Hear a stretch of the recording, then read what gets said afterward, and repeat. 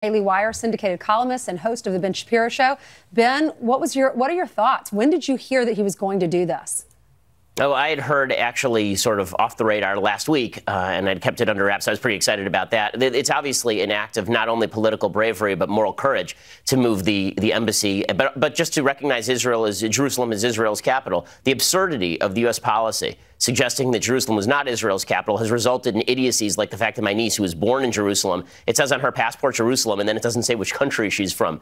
Jerusalem is only important to the world because of Judaism. It's important to Christianity because it was first important to Judaism. It's important to Islam because it was first important to Judaism. Jerusalem is mentioned hundreds of times in the Jewish text. Jerusalem is in the Israeli national anthem. The culmination of Jewish history really was in 1967 with the recapture and the unification of Jerusalem under Judaic rule. The freedom of Jerusalem was only assured, by the way, because of that Jewish rule. What President Trump is doing is not just a recognition of reality, it's also an act of political usefulness, because all of the negotiations that have been happening for the last 20 years, for most of my lifetime, all of those negotiations have been preconditioned on stupidity, that Israel is going to give up its eternal capital, which is insane. I mean, in order to understand how dumb that is, you have to think that for Israel, Jerusalem is about 1,000 times more important than Washington, D.C. is to the United States. I mean, the founders put Washington, D.C. on a swamp because they just wanted it to be not part of any state. The reason that Jerusalem is where it is because the Bible says it is where it is. There's a religious adherence